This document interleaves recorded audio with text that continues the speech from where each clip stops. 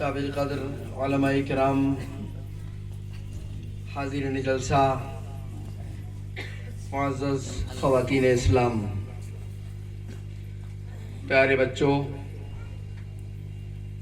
اللہ رب العالمین نے جگہ جگہ اپنی کتاب کے اندر تقوی اختیار کرنے کی بات کہی ہے۔ پورے قرآن پاک کو آپ دیکھیے، اس میں جہاں کوئی حکم تھوڑا مشکل نظر آتا ہے تو وہاں تقوی کو اختیار کرنے کی بات کہی جاتی ہے۔ اللہ سے ڈرو۔ جب آدمی اللہ سے ڈرتا ہے تو اس کا حکم پورا کرنا اس کو آسان ہو جاتا ہے، اور یہ تقوی وہ ہے جو حاصل اسلام ہے۔ حاصل اسلام تقوی ہے۔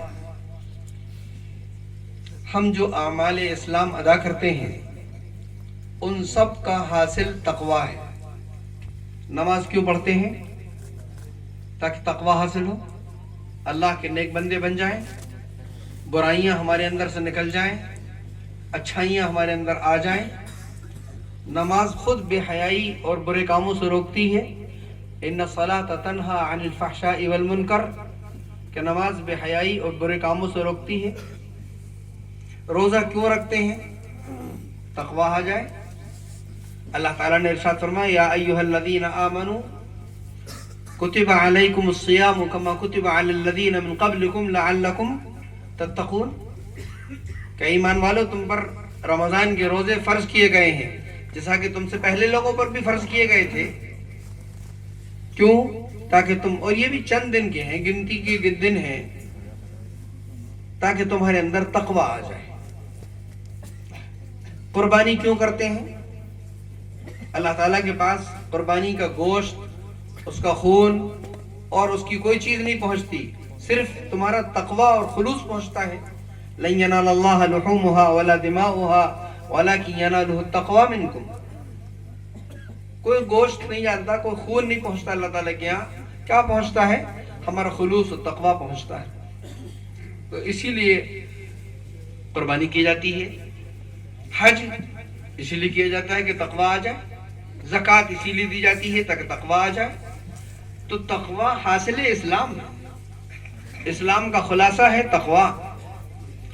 یاد رکھیے، تمام اعمال کا جو نتیجہ ہے اور جو تمام اعمال کا جو انجام ہے وہ تقوی ہے، لیکن قربانی سے جو تقوی حاصل ہوتا ہے، یقیناً وہ دوسری کسی عمل سے وہ تقوی حاصل نہیں ہوتا۔ نماز سے جو تقوی حاصل ہوتا ہے وہ کسی دوسرے عمل سے نہیں ہوتا۔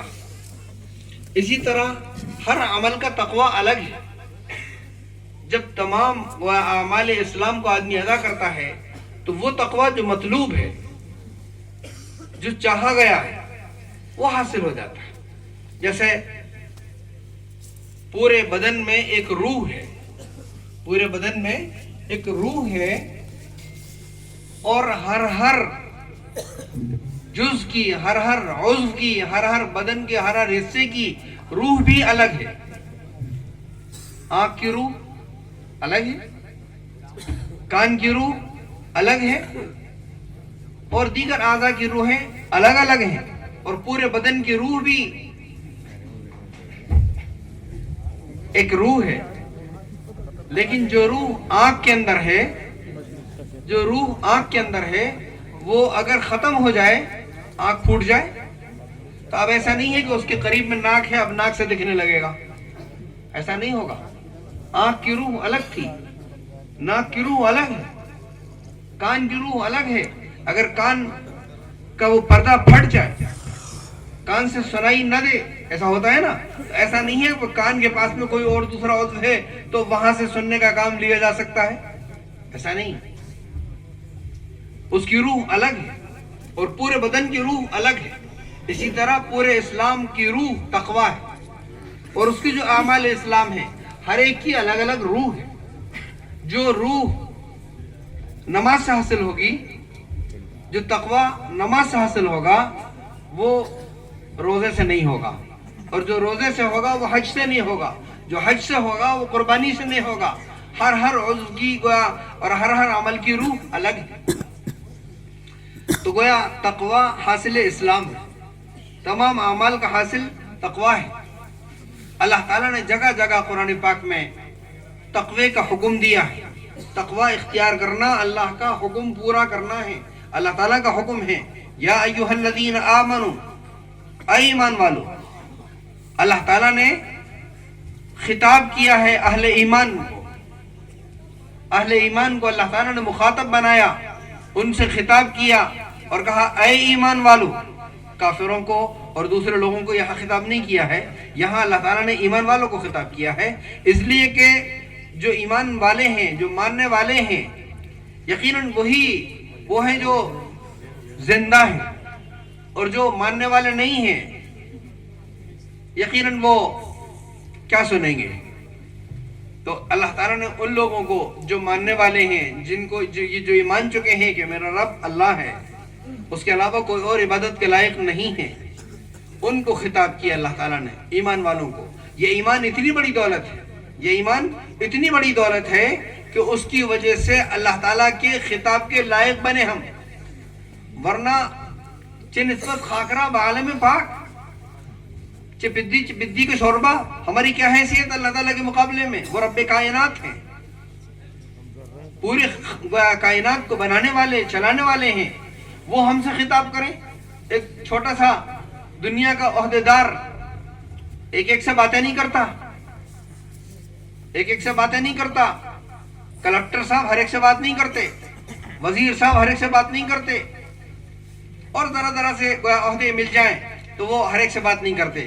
اللہ تعالیٰ ہم سے بات کر رہے ہیں. یہ کیوں بات کر رہے ہیں؟ ہم ایمان والے ہیں، اللہ نے ہم کو ایمان کی دولت سے نوازا ہے.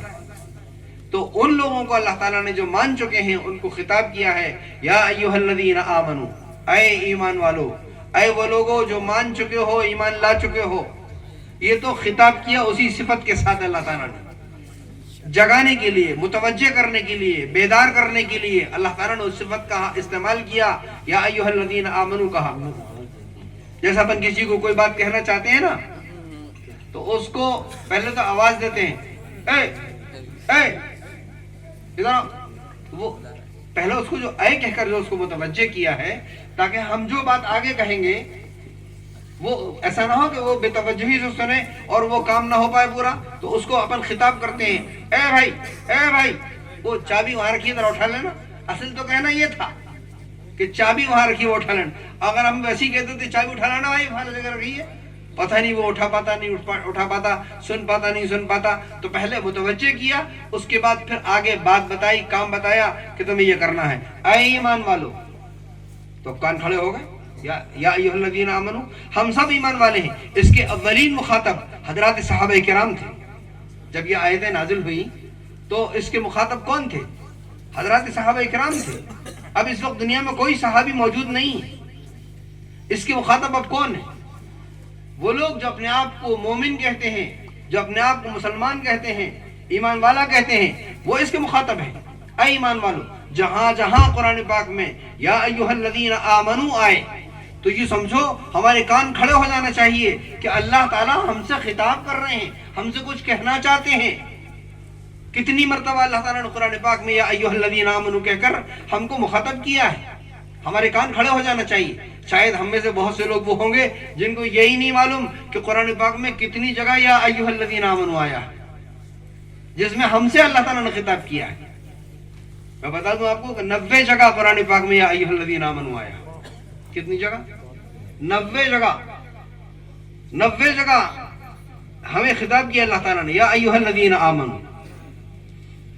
کم از کم ان 90 آیتوں کو تو جیسے قاری راشد صاحب فرما رہے تھے کہ اس کو ہمیں پڑھنا چاہیے، سمجھنا چاہیے. ان آیتوں کو جن میں اللہ تعالیٰ نے ہم سے خطاب کیا ہے ان کو تو کم از کم ہم کو سمجھ ہی لینا چاہیے کہ اللہ تعالیٰ نے اس میں ہم سے کیا کہا. اس یا ایھا الذین آمنوا کے اندر کیا کہا، اس کے بعد کیا کہا، اور پھر دوسری یا ایھا الذین آمنوا میں کیا کہا، ہمیں کیا حکم دیا جا رہا ہے. وہ سب ہمارے فائدے کے لیے اللہ تعالیٰ نے کہا ہے. اللہ تعالیٰ کا کوئی فائدہ اس میں نہیں ہے. ہمارے فائدے کے لیے اللہ تعالیٰ نے شفقتاً ہم کو ان چیزوں سے وہ آگاہ کیا ہے جو ہمارے لیے گویا نقصان دہ ہو سکتی تھی یا جو ہمارے لیے فائدے مند ہیں. وہ چیزیں اللہ تعالیٰ نے ہم کو بتائیں. या अय्युहल्लज़ीना आमनू कहकर अल्लाह ताला ने गोया हमको मुखातब किया, ऐ ईमान वालो। क्या कहा? या अय्युहल्लज़ीना आमनू तक़ुल्लाह, ऐ ईमान वालो, ऐ मुसलमानों, ऐ मोमिनों, अल्लाह से डरो, तक़वा इख्तियार करो। तक़वा इख्तियार करने का अल्लाह ने हुक्म दिया, मुत्तकी बनने का, नेक बनने का, अच्छा बनने का, कि हमारे अंदर से बुराइयां निकल जाएं, हम अच्छे बन जाएं। अच्छे बनने का हुक्म अल्लाह ताला ने हमको दिया है कि तुम अच्छे बनो, अल्लाह से डरने वाले बनो। नफ्स तो तुम्हारे साथ लगा है, शैतान तुम्हारे साथ लगा है, वो तुमको बुराइयों पर ले जाएगा। इन नफ्स लअम्मारतुम बिस्सू, नफ्स तो आदमी को बुराइयों की तरफ ले जाने वाला होता है। और अल्लाह ताला कह रहे हैं नेक बनो, अच्छे बनो, अल्लाह से डरने वाले बनो। तो ये कैसे बनेंगे? ये अल्लाह ताला का हुक्म है कि तक़वा इख्तियार करो, अल्लाह से डरो। जब आदमी अल्लाह से डरेगा तो यकीनन उसके अहकामात की बजावरी भी करेगा, फिर ना वो नमाज छोड़ेगा। जब डर होता है आदमी को तो हर हुक्म पूरा करता है, डर की वजह से हर हुक्म पूरा करता है आदमी। तो अल्लाह ताला गोया अपना बनाना चाहते हैं। दोस्ती का अल्लाह ताला ने गोया एक ऐलान किया है, आओ हमसे दोस्ती करो। कोई है अल्लाह से दोस्ती करने वाला? अगर कोई मामूली सा ओहदेदार कह दे, अरे साहब हमारे यहाँ चाय पीने आ जाए कीजिए, जरा अच्छा लगेगा, तो फूले नहीं समाते हैं। अल्लाह ताला ने दोस्ती का ऐलान किया है कि हमसे दोस्ती करो। कौन हमसे दोस्ती करेगा? दोस्ती करने की क्या सूरत होगी? अल्लाह ताला से दोस्ती करना कोई मुश्किल काम नहीं है। अल्लाह हमारे हैं, अल्लाह हमारे हैं, उनसे दोस्ती करना कोई मुश्किल काम नहीं है। हर आदमी जो वलीउल्लाह होते हैं, अल्लाह के वली होते हैं, अल्लाह के दोस्त होते हैं, अल्लाह का वली बनना कोई मुश्किल काम तो है नहीं, है ना? अल्लाह से दोस्ती करना मुश्किल काम नहीं है। जो गुनाह हमने किए हैं उसको एक मर्तबा अल्लाह ताला के सामने सच्चे दिल से तौबा कर लें कि अल्लाह मियां हमसे बहुत से आपके अहकामात टूट गए हैं, बहुत से हमने आपके हुक्म की खिलाफ वर्जियां करी हैं, बहुत से गुनाह हो गए हैं, आप माफ फरमा दीजिए। हम इन गुनाहों को छोड़ना चाहते हैं, हमारा नफ्स छोड़ने ही नहीं देता है। आप कुदरत वाले हैं, हमारे पास तो कुदरत नहीं है, आप इनको हमसे छुड़वा दीजिए। इतना तो कह सकते हैं ना, इतना तो कह सकते हैं।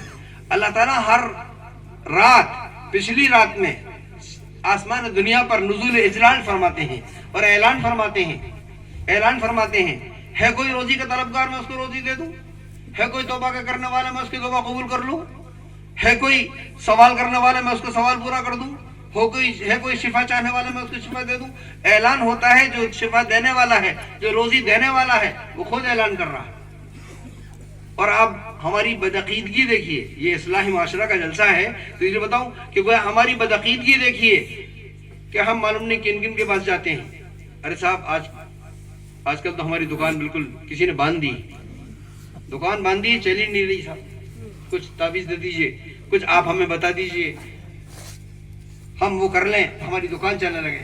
चंद साल हो जाए, बच्चे ना हो तो कहना साहब किसी ने वो बांध दिया साहब, बच्चे ही नहीं हो रहे हैं। मालूम नहीं क्या क्या इस तरह की बातें बदअकीदगी की आदमियों के अंदर पैदा हो गई। बताइए, जो देने वाला है वो पिछली रात में खुद ऐलान कर रहा है और हम सोए पड़े हैं। पिछली रात में हम सोए पड़े हैं, वो ऐलान कर रहा है कि है कोई लेने वाला, हम सोए पड़े हैं। फिर हम वो कह रहे हैं साहब हमें हमारी दुकान किसी ने बांधी। कैसे बांधेगा कोई आदमी, बताओ? बांध हो सकता है जो रोजी देने वाले से ज्यादा ताकतवर हो, और उससे ज्यादा ताकतवर हमारे इल्म में तो कोई नहीं। फिर कहां से ये गोया बदअकीदगी हमारे अंदर आ गई कि साहब दुकान बांधी किसी ने, खूब बांधी किसी ने, अरे साहब वो शादी हो रही है, देखो ऐसा ना हो कि निकाह में बच जाए।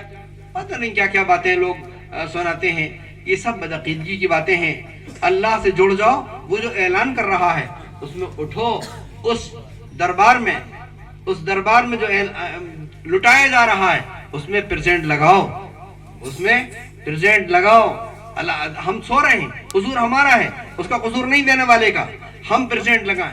लेकिन होता ये है कि अल्लाह ताला को बाज चेहरे ऐसे नापसंद होते हैं कि नींद खुल जाने के बाद भी, बहुत से लोगों को शुगर की बीमारी होती है या बढ़ापे की वजह से उनको खांसी चलती है, और रात को कई बार उठते हैं, पिछली रात में भी उठते हैं, लेकिन पेशाब करके फिर सो जाते हैं। اس دربار میں حاضری کا موقع ہی نہیں ہوتا. اللہ تعالیٰ کو بعض چہرے اتنے ناپسند ہوتے ہیں کہ اٹھنے کے بعد بھی ان کو سلا دیتے ہیں, سو تو کہاں آ رہا, ہمارے تو لٹائی ہو رہی, سلا دیتے ہیں. اور کچھ چہرے اللہ تعالیٰ کو اتنے پسند ہوتے ہیں کہ سوتے ہوئے کو جگا دیتے ہیں, سوئے پڑا ہے, دیکھ ہمارے تو لٹ رہا ہے اس میدان. تو وہ اٹھتے ہیں اور اس دربار میں حاضری لگاتے ہیں.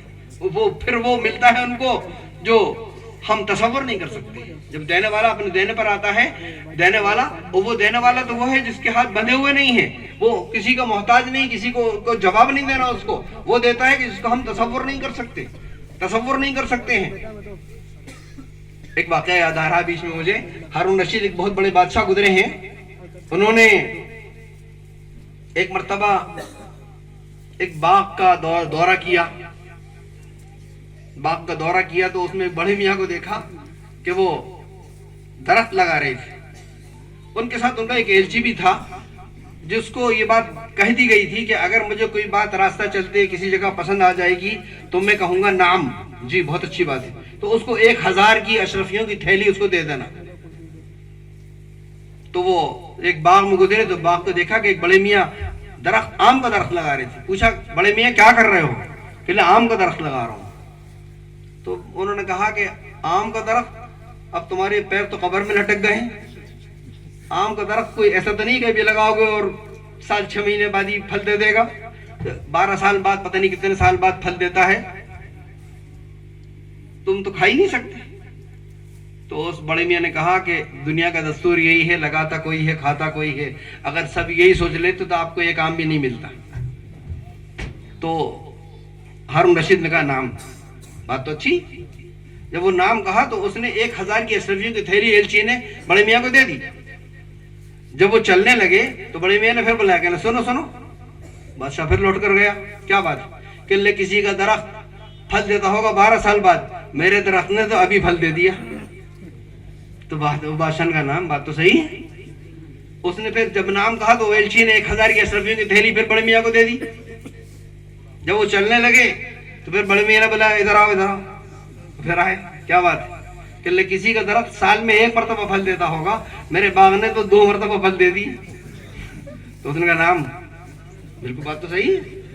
پھر وہ ایلچی نے 1000 کی اشرفیوں کی تھیلی دی اور بادشاہ سے کہا کہ بادشاہ سلامت, بڈھا بہت چالاک ہے, چلیے لوٹ لے گا وہ پورا خزانہ. کہے گا کہ اب 3 مرتبہ پھل دیا, 4 مرتبہ پھل دیا, پورا خزانہ لوٹ لے گا وہ. تو کہنے کا حاصل یہ ہے کہ جب دنیا کے لوگ دینے پر آتے ہیں تو اتنا دیتے ہیں کہ آدمی کے تصور سے باہر. ان بڑے میاں کو تو تصور بھی نہیں ہوگا, سوچ بھی نہیں سکتے ہوں گے کہ میں ابھی آم کے درخت لگا رہا ہوں گا, مجھے یہ پھل مل جائیں گے. تو جو رب کائنات ہے وہ جب اپنے دربار لٹانے کا اعلان کر رہا ہے اور جب وہ دینے پر آتا ہے تو کتنا دیتا ہوگا, تصور نہیں کیا جا سکتا. بس ہماری کمی ہے کہ ہم اگر کلکٹر صاحب کہہ دیں کہ ہم صاحب 3 بجے رات کو آپ کے گھر آئیں گے, تو بتاؤ سوئے ملو گے جاگے ملو گے؟ بتاؤ, سوئے ملیں جاگے ملیں گے؟ پہلے سے تیاری میں انتظار میں جاگے ملیں گے. اور یہ جاگنا کوئی مشکل نہیں ہے, پوری دنیا جاگ رہی ہے. بتاؤ ہوائی جہاز چل رہے ہیں تو کیا جاگ کر چل رہے ہیں, نیند میں چل رہے ہیں, راتوں کو بھی اڑ رہے ہیں. ٹرینیں چل رہی ہیں, ٹرین کے اندر جو لوگ سفر کر رہے ہیں, کچھ لوگ اپنے ٹرین کے انتظار میں جاگے ہوئے ہیں کہ ٹرین آنے والی ہے. کچھ لوگ ٹرین میں اپنی منزل کے آنے پر, اسٹیشن کے آنے پر جاگے ہوئے ہیں کہ ہمارا اسٹیشن آنے والا ہے, منزل آنے والی ہے. وہ سب جاگے ہیں. ٹرک چل رہے ہیں, بسیں چل رہی ہیں, کاریں چل رہی ہیں, پوری دنیا جاگ رہی ہے. بس جاگنے کا رخ بدل جائے تھوڑا سا, اللہ کے لیے جاگیں, اس دربار میں پریزنٹ لگائیں. پھر دیکھیے تو اللہ تعالیٰ نے تقوی اختیار کرنے کے لیے بات کہی ہے کہ ہمارا تقوی اختیار کرو, ہم سے ڈرو, ہمارا حکم مانو, ہماری خلاف ورزی مت کرو. اب یہ ہم سے تو کہہ دیا کہ تقوی اختیار کرو, لیکن تقوی کیسے حاصل ہوگا؟ ایسے نہیں چھوڑ دیا اللہ میاں نے کہ صرف کہہ دیا تقوی اختیار کرو. نہیں, متقی بنانے کا اور تقوی اختیار کرنے کا طریقہ بتایا. آگے فرمایا اللہ تعالیٰ نے, میں بہت مختصر سی بات کر رہا ہوں, یا ایھا الذین آمنوا اتقوا اللہ وکونوا مع الصادقین, اے ایمان والو اللہ سے ڈرو, تقوی اختیار کرو اور سچوں کے ساتھ ہو جاؤ, اچھوں کے ساتھ, نیک لوگوں کے ساتھ ہو جاؤ. نیک لوگوں کی صحبت تمہیں نیک بنا دے گی. صحبت صالح ترا صالح کنت, صحبت طالح ترا طالح کنت. نیک لوگوں کی صحبت تمہیں نیک بنا دے گی. خربوزے کو دیکھ کر خربوزہ رنگ مت لے گا, اور برے لوگوں کی صحبت تم کو برا بنا دے گی. تو اس لیے اچھے لوگوں کی صحبت اختیار کی جائے، نیک لوگوں کی صحبت، بزرگان دین کی، علماء کی صحبت اختیار کی جائے. یہ نہ سمجھا جائے کہ صاحب ہم تو وہ امام غزالی آئیں گے ان کی صحبت میں رہیں گے، وہ جو امام ابو حنیفہ آئیں گے وہ ان کی صحبت میں رہیں گے. اب امام ابو حنیفہ آنے والے نہیں ہیں، اب جو وہ امام غزالی امام راضی آنے والے نہیں ہیں. اب تو جو موجودہ لوگ ہیں انہی کی قدر کرو. کوئی آدمی کہے کہ صاحب میں تو دلی کے ڈاکٹر سے علاج کراؤں گا. ارے بھائی ان مقامی لوگوں کی قدر کر لو، ان ڈاکٹروں کی، مقامی ڈاکٹروں کی، مقامی علماء کی. اتنے تو ہو جاؤ، علاج کر لو کہ تم دلی تک پہنچنے کے لائق تو ہو جاؤ، کہیں راستے میں نہ نپٹ جاؤ. یہ بھی تو ہو سکتا ہے کہ دلی کا وہ ڈاکٹر ملے ہی نہیں تم کو، تم پہلے ہی چلے جاؤ. تو اس لیے ان ڈاکٹروں کی قدر کرو، ان علماء کی قدر کرو کہ ان سے جڑو. اور یہ دوسروں سے، اوپر والوں سے جڑے ہوئے ہیں، اللہ سے جڑے ہوئے لوگ بھی ہیں. تو جب آپ ان سے جڑیں گے تو ان کے اندر جو اچھائیاں ہیں، جو ان کے اندر جو خوبیاں یقیناً ہیں، ان کے اندر ان کو اللہ نے نوازا ہے، ان کے اندر جو خوبیاں ہیں وہ خوبیاں آپ کے اندر آئیں گی. کسی کے اندر صداقت ہے، کسی کے اندر امانت ہے، کسی کے اندر شجاعت ہے، کسی کے اندر تقویٰ ہے، کسی میں دینداری ہے. وہ اچھی صفات تمہارے اندر آنا شروع ہو جائیں گے ان کے ساتھ بیٹھنے سے. جیسے کہ ٹیشو پیپر دکھا نا، ٹیشو پیپر اگر زمین پر پانی پڑا ہوا ہو اور قریب میں ٹیشو پیپر رکھ دیا جائے، اس سے ذرا سا ٹچ کر دیا، ٹچ ہونا ضروری، ٹچ کر دیا جائے، تھوڑی دیر میں آپ دیکھیں گے کہ وہ تمام پانی اس نے جذب کر لیا اور وہ پانی ادھر آ گیا، وہ جو تھا اس کے اندر جو بھی کچھ ہو، اچھائی برائی گندگی جو بھی تھی وہ آ جاتی ہے. تو ان اچھے لوگوں کے ساتھ جب ٹچ ہو جائیں گے، آپ ان کے ساتھ اٹھیں گے، بیٹھیں گے، ان کی صحبت اختیار کریں گے تو انشاءاللہ ان کے اندر جو اچھائیاں، کوئی تہجد گزار ہے، کوئی ذاکر ہے، کوئی تلاوت کرنے والا ہے، کوئی کیسا رونے والا ہے، کوئی استغفار کرنے والا، وہ اچھی صفات آپ کے اندر خود بخود آ جائیں گی، خود بخود آ جائیں گی. بس شرط یہ ہے کہ ہم اچھے لوگوں کے ساتھ جڑیں، اچھے لوگوں کی قدر کریں. یہ بھی چلے جائیں گے تو یہ بھی پھر نہیں ملیں گے، یہ بھی نہیں ملیں گے. جیسے پہلے لوگ چلے گئے تو اب چلے گا، ہم ان کے صرف نام لیتے ہیں. یہ اللہ تعالیٰ نے جانے اور آنے کا سلسلہ رکھا ہے. الذی خلق الموت والحیات لیبلوکم ایکم احسن عملا. ہم تو نہیں چاہتے کہ گویا ہمارے ابا کا انتقال ہو، وہ بھی نہیں چاہتے تھے کہ ان کے ابا کا انتقال ہو، اور وہ بھی نہیں چاہتے تھے کہ ان کے ابا کا انتقال. اگر ایسی 4-6 دادے، 4-6 نانے، 8-10 نانیاں دادیاں ہوتی تو یقیناً عمر کا فیکٹ ہوتا. تو اپن ان کی خدمت کر رہے ہوتے، وہ پڑے ہوتے، اپنے ہاتھ میں کبھی کسی کیپسول ہوتا، اس کے ہاتھ میں وہ سیرپ ہوتا، چمچہ ہوتا، دوا پلا رہے ہوتے، اپنے گھر کے کاروبار کے کام کرنے کی فرصت ہی نہیں ہوتی، موقع نہیں ہوتا. تو اللہ نے یہ نظام بنایا ہے، کوئی جاتا ہے کوئی آتا ہے. موت اور حیات. حضرت موسیٰ، میں بات کو ختم کرتا ہوں بس ایک واقعہ سنا کر. حضرت موسیٰ علیہ نبینا علیہ السلام نے ایک مرتبہ اللہ تعالیٰ سے کہا، اے بار الہ، چہ خوشبو دے، اگر چہار چیز بودے اور چہار چیز نہ بودے. اللہ میں کتنا اچھا ہوتا 4 چیزیں ہوتی اور 4 چیزیں نہ ہوتی. کیا فرمایا؟ زندگانی بودے، موت نہ بودے. زندگی ہوتی، موت نہیں ہوتی. ہم بھی یہ چاہتے ہیں کہ مرے نہیں،